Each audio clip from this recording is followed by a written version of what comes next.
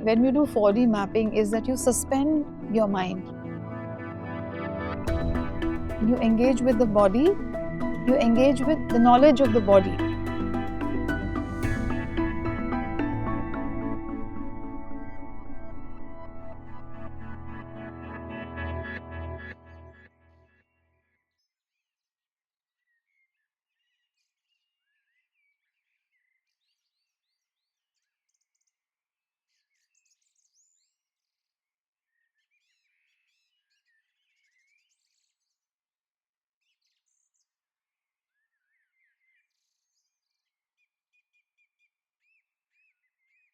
I felt the question today was a very provocative question, which is what made this exercise really good. It looked at justice from the angle of care. Ethics of care has to be unpacked for each segment of the link in access to justice. Because justice work, I feel, it of course is a normative structure, very important. That is the hardware. But there's a software to it. I think the need to keep going back to rediscovering the software is very important. I think there's a lot to be done and a lot of space to be held for these conversations on really what does self-care look like. And for whom? And for whom? Because I think one thing I noticed in the sculpture was that it was very focused on the family of the victim and the victim, but not any of the other stakeholders. Yeah. And I don't think we can build a society based on ethic of care by abandoning people who come into conflict with the law.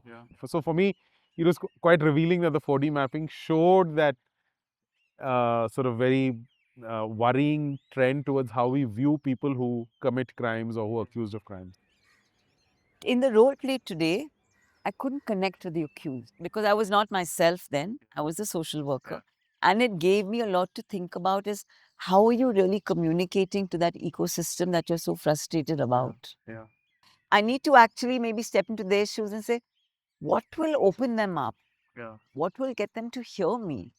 So it's given me work to do, given me homework. How can we put ourselves in each other's shoes and improve the role of community for prevention of injustice, but when injustice happens, for enabling more of a voice for the voiceless. So clearly bringing more public discourse into the community is something else that I sensed from today's deeply moving experience. You know, just the two parts of the room were like so visually separate. You have the law upholders and you have the duty bearers and then you have the right seekers. And where is it that they're coming together? You saw people moving from stakeholders very quickly. You know, you'd speak to a judge if it didn't work, you're like, okay, this is done. You'd speak to the DLSA if it didn't work, you were done. And I was like, damn, I've done this. Like, I have spoken to a stakeholder and it's not worked and I've completely given up on that relationship. So one thing that I'm taking away is the patience to work on changing a system that has existed far before us.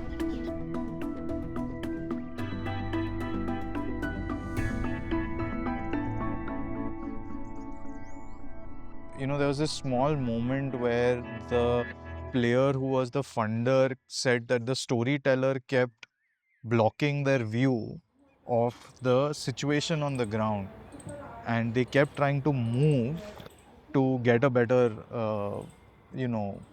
better visibility on what's actually happening. And I found that very curious, and I guess that's the beauty of this method, right? It's not about intention. It is about each person reacting to what their body is telling them to move, and then how those interact with each other.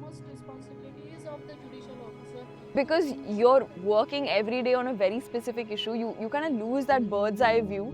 And I think that's what this 4D mapping exercise really brought back to me, which was a real bird's eye view of what we're trying to solve for.